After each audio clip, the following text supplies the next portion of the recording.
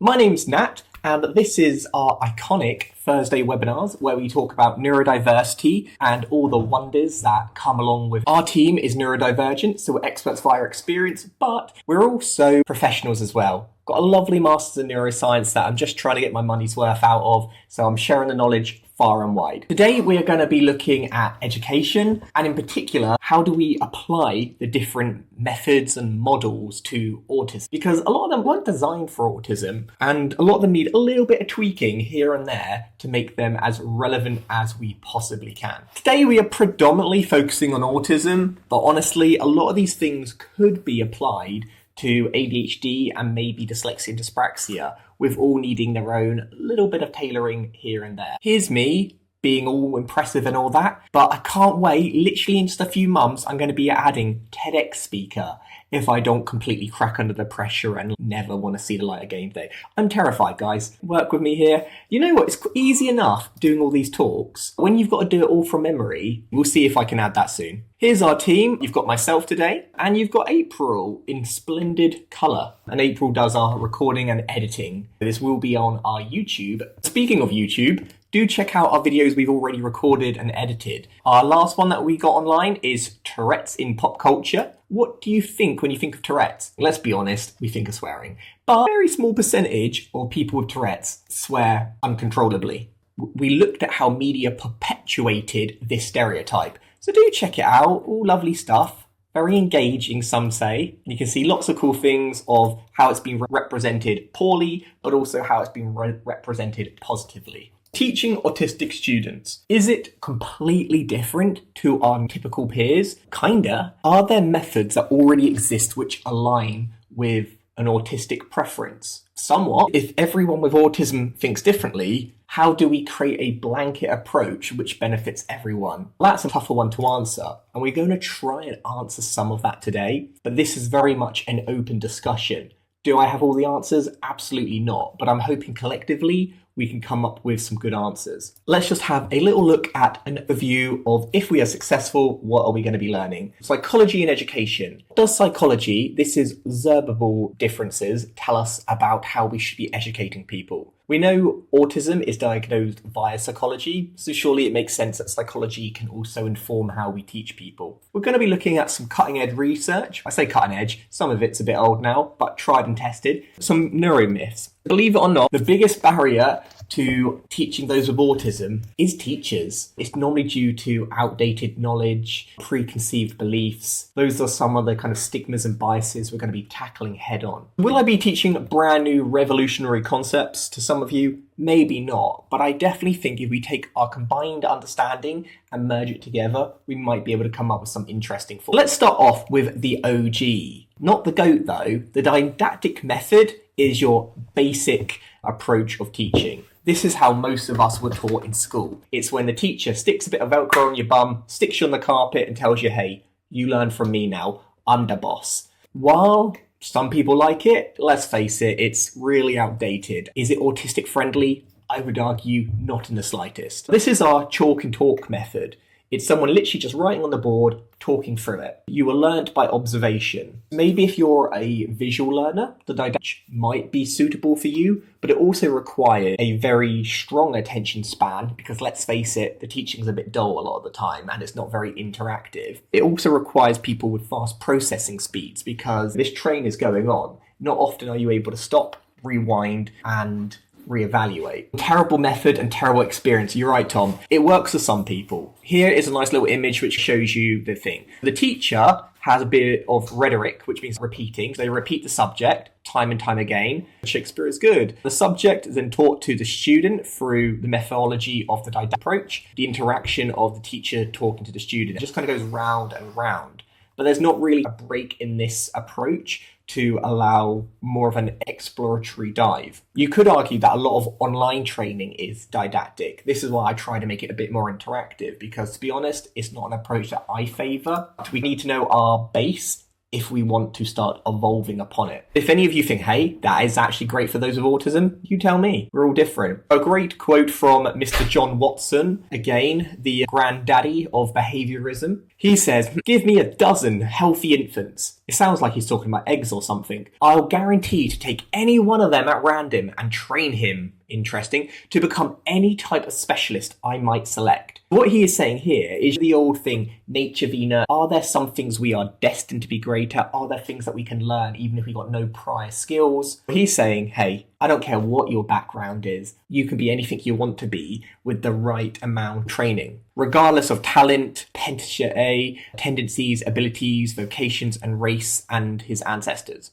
I want to know, do you think this quote, while inspiring, does it apply to those with autism? To say that your background, genetics, doesn't have an impact, I don't know. I feel that isn't right. There are some things that we can learn, and there's some things that just aren't going to work for some people because of how their brains are wired. I think it really depends on how visionary you feel you are. Do you think you could train anything? I know, relating it to like the animal kingdom, some animals we can domesticate, other animals we cannot. Behaviourism only goes so far. To apply that into a people context, I think is a bit limiting. However, it was very progressive for its time. Keep John Watson in mind. And behaviourism coexisted with cognitivism. While they are both didactic approaches, they're both your classic learning mechanisms. They did have their own differences. Behaviourism focuses on behavioural changes. If we do something again and again, we can train someone no matter what. Cognitivism emphasises understanding, making sure that someone really grasps it before we move on. Another easy way is teacher-centered. This aligns with both of them. While behaviourism and cognitivism is different, they need a teacher in order to operate. But as we will soon see, not every method needs a teacher in order for a student to learn. Arguably, they could be more effective for those on the autistic spectrum. Let's have a little look. We've got focuses on internal mental processes. Yep, absolutely cognitivism, because it's about how you internally process. For those with autism, makes a lot of sense because autism is about how your brain processes at the speed it does it in, at the way it does it, at how it connects the dots. We got use reinforcements and punishment to shape behaviour. 100% behaviourism. You know the classic thing about the dog who's like, oh, there's some food. I'm salivating because I'm hungry. Ring a bell. Dog does nothing. Food, ring a bell, the dog starts to remember. So next time when you ring the bell, the dog's going to be salivating. You can do the same with teaching. If a student is naughty, tell them off. Next time, they're not going to be naughty. Or at least the theory goes. But if any of you have kids or work with children with autism, that's not always how it works. Telling someone off for not conforming in the way which you deem acceptable or normal to someone who thinks significantly different, you're going to run into a whole heap of problems. We've got knowledge is organised in a structured manner. Yep, and that is cognitivism. That is far more traditional, hence a didactic approach. Learning is seen as a result of conditioning.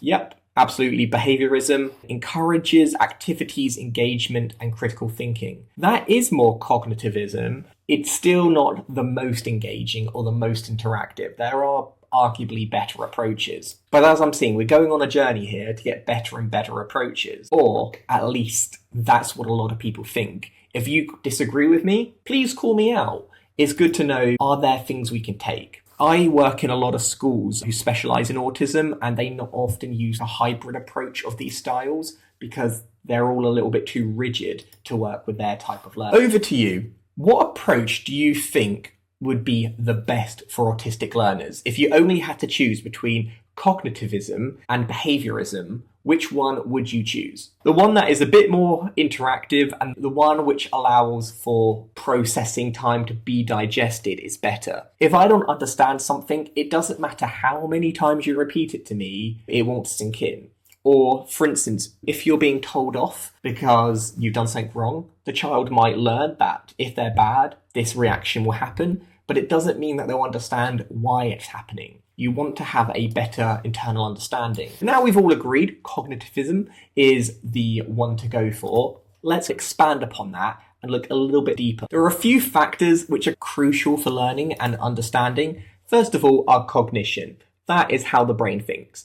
We've got to know it. We've got to have a memory of it. We've got to have an understanding of what it actually means. Being able to problem solve. Really important. The didactic approach just doesn't really cater for this because it will teach you so you know it. It will teach you so you remember it. It won't necessarily teach you to understand it. It definitely doesn't help with problem solving. Affective motivation. A student has to actually care about it to engage, particularly those who struggle with attention, like those with ADHD and autism. You need to be stimulated, have good mood. You don't want to be scared of learning. Already we're looking at a much more tailored approach because everyone's fears, motivation, stimulation is completely different. Relationship, teamwork, different genders, different class.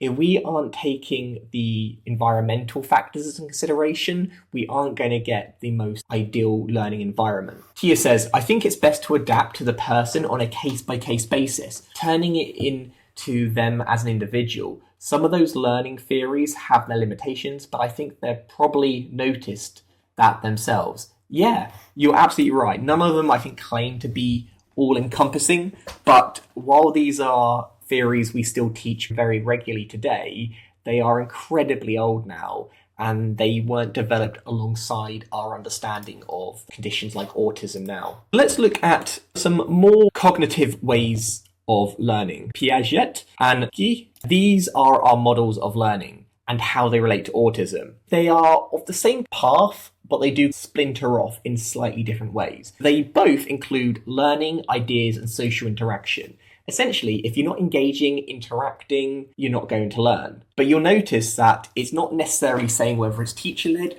or whether it's peer-led. They have shared understanding matters. If the person doesn't understand what they've learned, they haven't really learned it. You can teach parrots to say words. Doesn't mean they understand what the words are. My auntie parents swears like a pirate. It's all over the place. I like to think the parrot doesn't know what it means when it calls me such horrid things. Autistic children are seen as active learners, where some people can learn by just watching and observing and retaining information. Those with autism are a lot more tactile. They need to touch things, hold things, interact with things, manipulate things. Because they are more bottom-up processors, they see the tiny details and then expand, rather than top-down, which is more big-picture thinker. You've got to appreciate that the way we learn massively impacts how effective certain teaching styles are. If you've got a class that are both autistic and non-autistic, quite often you're going to be picking an approach which doesn't work for some of the learners. We also have to take into consideration comorbidity. You have one thing, you probably have another thing and another thing. There isn't such thing as pure autism. We all have such different neurology, but there are some overall principles that more or less align. Dom says, that's why I have to sit in front of the class. I did as well, just to keep focused, one, the eyesight, but also I needed that social pressure that if I fall asleep, I'd be ridiculed. I'm always sat at the front. Let's dive deep into Jean Piaget. He loved little scientists. That word, I think, really brings to light how he saw learning. People who are allowed to experiment, try and fail. We've all done, hopefully, that experiment where we got bicarbonate soda and we put vinegar in it, or we put Mentos in the Coke. Get messy, learn, fail. He thinks play is absolutely crucial. So rather than seeing learning as some sort of chore, you see it as an engaging exercise. You could leave children just alone in a park and they would teach themselves. There is structured interaction. While it is very independent, you still have adults constructing these environments where play is able to progress into a learning experience. There is a little bit of tinkering. It's more of a hands-off approach. He has flexibility, encourages autonomy. Let's face it, one of the biggest challenges with autism is independent living. If they can leave education and be able to look after themselves effectively, that's amazing. Typically, it is the academic side that they don't struggle with as much. It's more like the interpersonal day-to-day skills. This is exactly what we're looking for. If we're looking at some neo style, this is like modern age. It's more about teamwork, facilitating of team skills, exploration, and focus on interests, which is a big win for those with autism, because we know that those with autism have very fixed interests. It's rather than putting their eggs in lots of different baskets, they put all their eggs in one basket, and there's nothing wrong with that. Unfortunately, the current education system doesn't really allow for that narrow, focused interest of specialisms. You can specialise later in life, but by that point, the people who are more interested in a particular area have already lost interest and have learned to hate education, which goes completely against what Jean wanted when he wanted play to be the catalyst of education. Another approach is old Levy. Lev, my man. He says, what a child can do with assistance, she will do herself tomorrow. This is saying, hey, don't leave them on their own. They will get to that, but we still very much need support. This is what he calls scaffolding skill. I think scaffolding also brings quite a visual imagery. Does scaffolding fix a building? No. Scaffolding gives a structure which enables a building to be fixed. The same with students. While it isn't hand-holding the entire way, it is saying, hey, if you fall, I will catch you, but you will do this alone. You could see that maybe actually this is needed a little bit more, because I don't know about you, but when I work with children with ASD, if you just left them in a room and said, go off and learn, it would be chaos. But they have support teachers or support assistants, which just realigns them. Every time they're swerving off track or look like they're deviating, they'll just get politely nudged. They still have that freedom, but there is structure. Promotes engagement. I would say maybe a lot of schools probably take more of an influence from Lev than they do Penn. You tell me though. A lot more peer-facilitated tutoring. Rather than completely learning on your own, you're learning with other people, you're co-learning. If any of you got any feedbacks on this, I'd love to see. Jen says, I think the teamwork is quite a deviation from Piaget's original ethos. Some autistic people learn very well on their own, but are hampered by a team. That is a good point, because I ridiculously struggled working in teams. I think it could be argued, though, that while they may learn better in some subjects, maybe more academic, specialist, skill-based tasks, you can't neglect the team element. It's an essential skill on its own. So rather than saying we need to always teach in teams, appreciate that for some tasks, depending on the outcome, teams are great, but for others, maybe not. Looking at these two, they're on the similar wavelength, but they do have different ways of doing it. Who do you think is more suited to autistic students? Here's a nice little illustration if you're like, I still don't really get the difference. Piaget is independent learning, where Levy is social interactions. Both very independent, three-dimensional, touchy-feely play, but one is on your own, one is collectively. One is without support, one is with scaffolding support. Interesting, see a little bit of difference here. I think it really depends, doesn't it? For certain activities, I'm Team Gene, but if I'm talking more generally, I would say Lev's the way to go. Tom found school incredibly boring and bullying going around, rampant, terrible experience. To be fair, in that regard, would you really want to work for a team?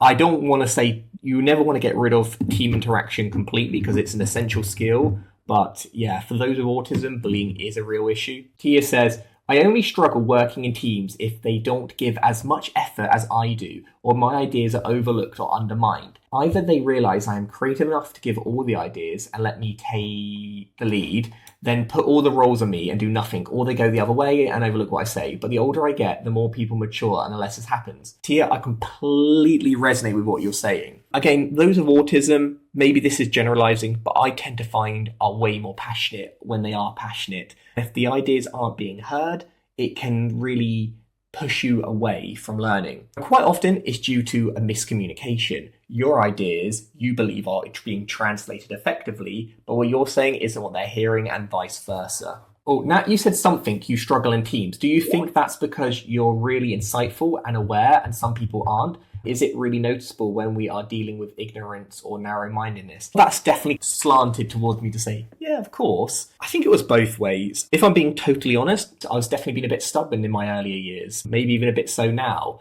where when people wanted to shift perspectives, if I truly hand on heart felt my idea was the best answer, I would really fight for it. I think understanding what hill you want to die on is an important life lesson. Knowing to compromise, meaning sometimes taking the route which is less efficient, even if you know it is 100%. But if you think the overall goal is to bond as a team, you have to take a hit. I would say to that, always understand what is the required outcome. Let's say you're building a rocket and if they get it wrong, people die. Then 100% say, no, this is the right way. But if the end goal is just to collaborate as a team, then it's okay to say to take one for the team. Tanya says, can depend on the member of the team. Absolutely. It's always, you never know who you're going to get. Alex says, some ASD students I've spoken don't mind group work as long as there is one person they know in their group. Yep, familiarity is really key, really important. Chris says, I benefited greatly from having a Montessorial trained teacher early on. She was quite a progressive approach. LaDonna says, I learned better with Vygotsky. If I didn't have direction, I'd be lost, no idea what to do. I'm bad at discovering, but if given direction, I can work independently. I think so too. I loved science. I need to have some guidance. It's that kind of nice combo. Jen says, Alex, this is also my experience. I can function in teams where I feel reasonably safe, responsible at home. Makes a lot of sense. If you feel comfortable, you're more likely to be vulnerable. If you're vulnerable, you're more likely to be in a place where you can learn. Yep, sometimes mixing your ideas with others, complementing each other's ideas is a happy balance. Tom says the problem with group approach is that most of the people in the group is out of sync there. Only minority is in sync. Yeah. Or majority is in sync because they are the neurotypicals, and the minority, those with autism, tend to be on a different wavelength. It's not one is better nor worse, but in the teams where they haven't been selective carefully, or you don't have an ally or advocate, yeah, that can be tough.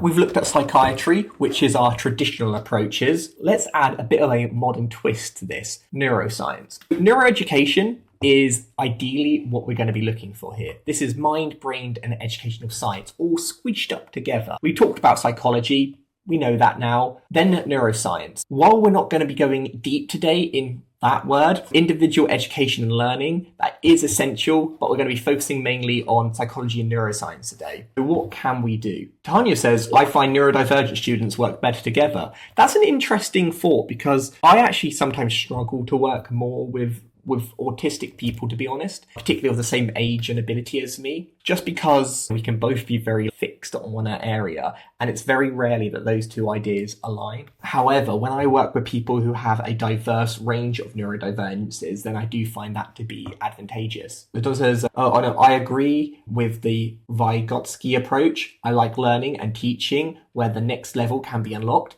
Yes, I'm big on rewards, and we will speak about that in a moment, to be fair, about why rewards are so effective. Rewards might seem a little bit similar to behaviourism, but I think it is slightly about conditioning, but there's also more to it. Rejection sensitivity is horrible in group settings. It causes a lot of internal stress for students. Let's face it, a lot of us have had a lot of trauma due to that. Yep, Tom, everyone likes nice gifts. It could be as easy as a sticker, a compliment, a pat on the back sometimes. Easy. Before I give some explanations about why neuroscience is already great for autistic learners, I'd love to hear your views. How do you think the study of the brain, so very tangible studies, evidence-based, things that we can examine, can help us understand learners? Remember, a lot of this stuff is relatively new. While we have been poking and prodding the brain for a very long time, it's only relatively recent where we've been able to scan the brain in action with fMRIs and CAT machines or ERG, like all different types. Relatively new. Jen says, but rewards can also be challenging. Opening the next chapter, tackling the more complex problems. Yeah, rewards do become a bit of a cold war. You keep going higher and higher until it becomes unattainable. Why do adults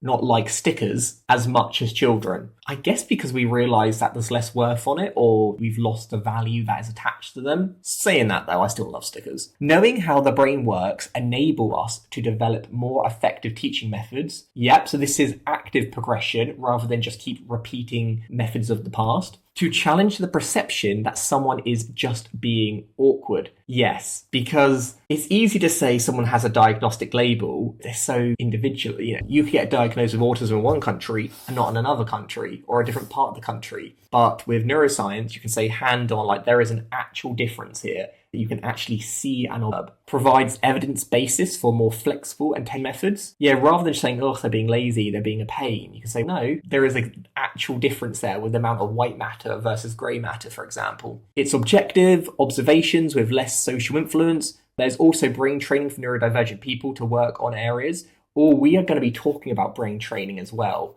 because that is a little bit contentious as well. Finding solutions, however, some people just accept their neurodivergence and don't want to train their brain. They are just rocking it like you. Yeah, and that is the thing. Do you just accept it or do you develop? With most things, it's a combo. I think both neurotypical and neurodivergent people both have to develop and learn while also accepting themselves. Groups, approach, brilliant uses, depths, and higher thing. These are all great, by the way. What do you think are the top neuroscience uses in autistic education? All you got to do is rank them. Is it identifying delays? The sooner we understand whether or not someone may have a neurodevelopmental delay, is that most important? Or enhances focus. If we can train the brain and understand the brain on how to get the most focus out of it, would that help education in the long run? Or tailored teaching methods. If we found a bespoke, tailor-made approach for every student, so we knew exactly how to tap into the right brain frequency to engage with that student. Most people have said tailored teaching methods. Obviously, best approach. Biggest difficulties is finding out what those methods are for each individual, and also having enough teachers to implement them supports. Identifying delays. While it is an absolute fact, the earlier we understand, the earlier we can support people. If you have a speech delay or speech disorder, if it is supported early on, it can actually disappear. I've got a slight speech impediment, but it's minor compared to what it was. However, if it wasn't addressed early on, likelihood is I'd still have it forever. Enhanced focus. Yeah, I could see why that could be beneficial. If a neurotypical teacher identified my delayed, I would feel quite uncomfortable. I need to really trust someone to feel okay with them pointing out vulnerabilities. Yeah, because if someone who you do not know points out something which is a perceived negative, you're going to be thinking, surely everyone thinks that and sees that. I completely understand that. Tom says, this interactive communication was never used in school with slides. No, and I think it's a great way because it keeps your brain agile. It actually requires you to think rather than just remember. Let's now look at the education system. For autistic education, it is said, thanks to Nanny Ut, that it requires safety, a knowledge structure, executive functioning, and processing. All those four things together create the perfect kind of petri dish for knowledge to fester and grow and evolve. Mr. Leo Kana, who founded autism, he came up with his idea of what counts as being autistic. This is an easier question. Pick which one you think is explaining autism. The bigger question isn't so much what autism is, but why understanding it is important. Because if teachers understand it, it can help identify particular learning theories. Rather than say, oh, you're autistic, of course you're going to have that learning theory, understanding the individual can tailor the different approaches and know that these approaches, these theories aren't rooted in stone. They can be adapted and changed. Next one, I want you to prioritize these learning areas for individuals with autism. As we mentioned, rewards are here as well. What of these do you think have the biggest impact to aiding those with autism to be the best that they can be? Behaviourism, Cognitivism, and Vygotsky's theories, all of the different theories do eventually help address these areas, some more than others. I think while theories are useful, you've got to keep going back to the old chalkboard and ask yourself, what are we trying to support here? Are we trying to support tailored strategies? Are we going like direct language, interactive guidance, visual aids, clear routines?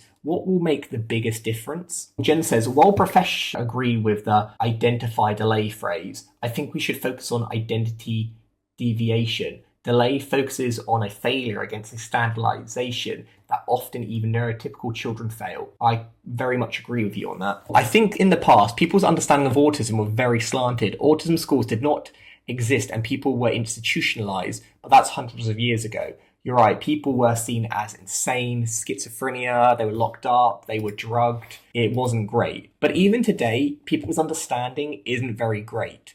This is why it's much better to think about how someone learns, what you want them to gain out of the education.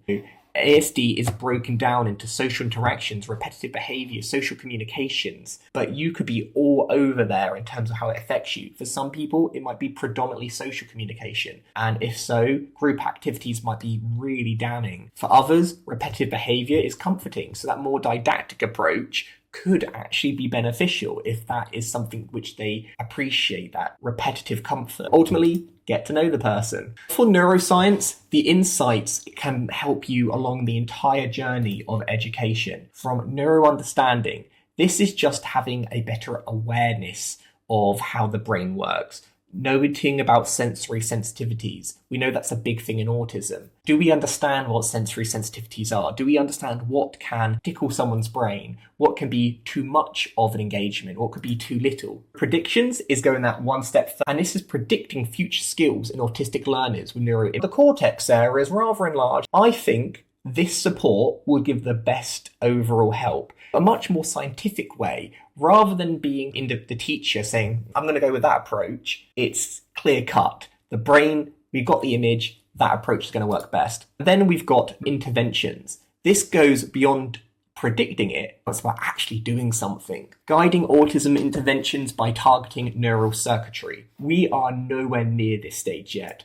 While it is possible to stimulate different parts of the brain, turn switches on and off, this is still very futuristic and definitely not something that we'd want to put into schools. It also comes heap in potential controversy, because at what point does the person stop being them? Are we trying to make everyone conform to a neurotypical perspective? Or are we just trying to allow someone to be their true authentic self and get the best out of what they have? You tell me. Chris says even deviation isn't a great terminology. Challenges rather than delays would be better framing. You can see even in our small group, we've got so much variation on what is considered okay. When we take scans of the brain, we start with raw data. This is just an image, doesn't really help much. We clear it up a little bit, neaten it up because there's a lot of things that aren't useful. Then we do the processing, then we do some extraction. Let's actually get some data out of it. This is just standard. We can do this easy today.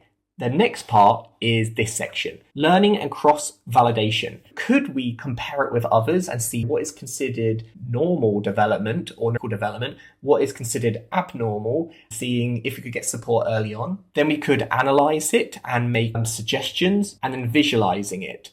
Because one thing about neuroscience, while it's all fancy and sexy, the average teacher isn't going to know about it. Most parents probably haven't even heard of it. How do we actually make it visual and interesting?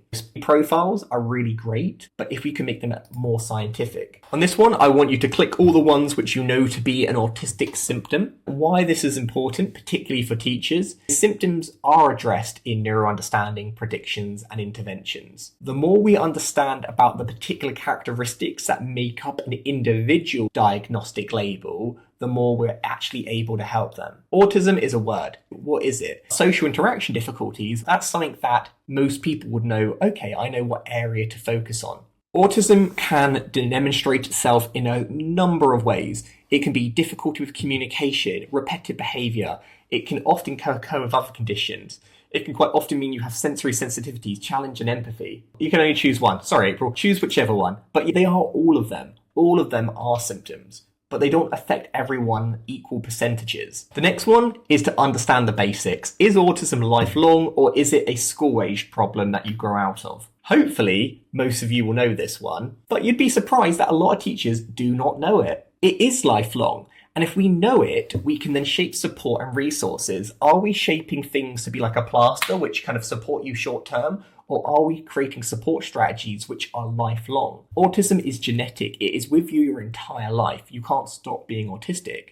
Can we develop training which takes this into consideration? Then we want to understand about the differences in gender. Male and females. Do they both have autism? Absolutely. But are there differences in females to male? We know that males are more likely to have autism. Autism in women, is it significantly different? Yeah, it is. Knowing that, are we doing the same training material for those who are male and female, or are we adapting our approaches? As you see, the more we learn about autism, the more focused we are becoming. I had a teacher say to me, my husband, as a teacher-parent meeting about our daughter, the worst dilemma is not trusting anyone enough to tell them your the inferior stereotypes, but if you don't tell them, they won't understand. Yeah, it's that kind of chicken and the egg, really. People often say girls with ASD mask, but also do a lot of boys too, not just girls. Very good point. Boys can mask as well. People don't seem to know that as much. Tom says, I wonder if the differences are because of perceived gender roles. Yeah, you know it, Tom. Here, these are all environmental reasons or perceived reasons. These aren't genetic reasons. There's also ones like stereotypes. Males are more seen as being autistic. Expectations. Males are needed more support sometimes, or assessment methods are created from a male perspective. Teaching practices typically want to support the most disruptive kids first. Neuroscience is useful, but teaching practices and teachers' understanding is something which we can't just solve with a magic wand. Okay, how do we actually assess autism? Should autism be assessed individually, compare children's performance to their own abilities, so how they've developed over time, or should it be standardised compared to populational norms? That's interesting, right? Even though it's a small group, everyone here has said the first one, it should be individual. But yet, the way we do it is the second one. Standardised is how we do it. We look at the general population, we consider what is normal, what is abnormal, and those who are abnormal, we give a label, and we try to correct them in order to blend more into the standard. No one thinks that's the right idea, really, yet that's the way we go about it, either through the ICD-11 or the DSM-5. Food for thought, that our whole system is catered towards conforming rather than personalisation. With all of this in mind, how do we support autistic students in education? This is a very broad question, but I would love to get some views and thoughts from all of you with all of your vast experience. This could be involving innovations like videos, games, potentially debunking myths, any other areas which have the biggest impact. Society is doing crazy things as a group. Yeah, group mentality is what allowed horrific things to happen, like America in wars in Nazi Germany. Group mentality isn't always a good thing. We got one-to-one support in the classroom based on my personal experience. That is great. Of course, the question would be, how do we do that? But maybe that's a question for another day. Approach each individual and go at their own pace. Create a safe environment and learning to listen. I agree with all of you, but I think the next question really is implementation. Interactive, yep, you can do things for everyone and visualize it. Hopefully things like today have shown you how you can all have an opinion and all interact. Because I don't know who is saying what, it creates a safe space. That being said, when I do it with students, I have to put a filter on and stop swearing. In our university modules, we have different presentations or information to try and reach a wider audience. Awareness of neurodiversity, yep. Provide examples, real-life examples, hands-on learning, standard being, prevent ways to try in a low-risk way. Yep, being able to fail is one of the best things you can do. The last few things I want to finish off before we end today is, while we can use fancy neuroscience to scan brains, we really need to start with the basics and just educate teachers and parents to know what works and what doesn't work. Old wives' tales are really damning. Hopefully you can select multiple, select all of the myths you have heard of about autism. We've got a very educated group here, but I guarantee you a lot of people will probably believe one or more of these pre-held myths. I said I worked in a lot of schools. I can tell you a lot of the support teachers do believe some of these myths. They're lovely people, not always the most trained. We got caused by vaccines. Not true. Lots of people still believe that. Lack empathy. No, a lot of people with autism have more empathy, arguably. Can be cured. No, it can't. It's part of who you are. You can't succeed in life. Many of us have succeeded. Prefer to be alone. I like to party. Always visible. No, a lot of people mask and can't see it. All have intellectual disabilities. Absolutely not true. The vast majority of us even have higher IQs than neurotypicals. Result of bad parenting. No refrigerator mother here. There's no correlation. Only for boys. Statistically, males are more likely, but that's due to a number of factors. Females absolutely can have autism. Autistic individuals do not speak. I'm speaking now. As you can see, there are lots of myths. Some of these might seem obvious to you, but these are all still readily believed in 2024. I have been given every single one of these reasons as to why I can't be autistic. Honestly, Donna, yeah, it works both ways. People say the same to me. I'm always saying, oh, you're not. Come on, I'm not here to make you feel validated. What about some of these neuromyths in education? Brain training apps boost memory. One of you mentioned brain training apps. Action games improve spatial awareness. Super Mario boasts plasticity, how the brain reforms. All of these things are real bits of science, and they're just interesting to know what people believe. For instance, brain training games do not work. It's been scientifically proven. Have you ever played those games on your Nintendo DS back in the day that helped you get smarter? What science has shown that they help you get better at the app. They don't get you better at the actual overall task. If you're playing a video game, you get good at that video game. It doesn't make you better at sports when you leave the house because of their hand-eye coordination. What we are trying to teach people in has to actually directly be what we are trying to teach them. The whole theory thing only goes so deep. People need to actually do what you want them to learn. It's like trying to be a hairdresser and never actually having real hair to cut. Action games improve spatial skills. Yep. Learning doesn't have to be boring. Just because it's fun doesn't mean it's not beneficial. Super Mario games boost plasticity. That's really interesting. While that sounds oddly particular, it's because there was a test done on it. It's because your brain is having to work out where it goes. Your brain is creating new neural pathways. Learning can be fun. It doesn't have to be something that we think has to be a rigid approach. Once I hate is people saying everyone is on the spectrum, aren't they? They don't know what they're on about. That undermines experiences. Have you heard of the Arrowsmith method to change the brain? If so, what are your thoughts? Do you know what? I haven't, so I can't comment on it, but I will research it after this. If you did find today useful, there is lots of places where you can get more education. Check out some of these lovely links to say it's all been referenced.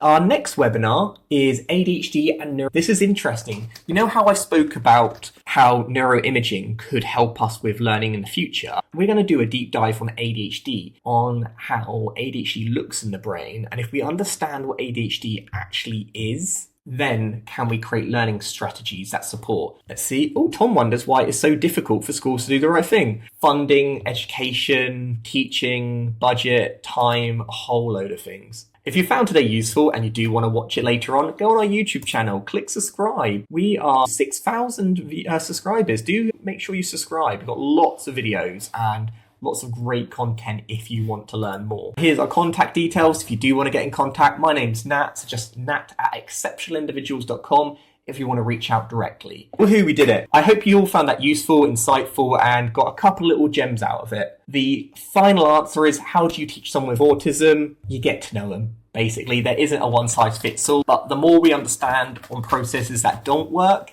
get us a little bit closer to understanding the processes that do work. Anyway, I hope you all have a lovely rest of your week, and I really hope that I can see you again in future webinars. Catch you all soon. Bye.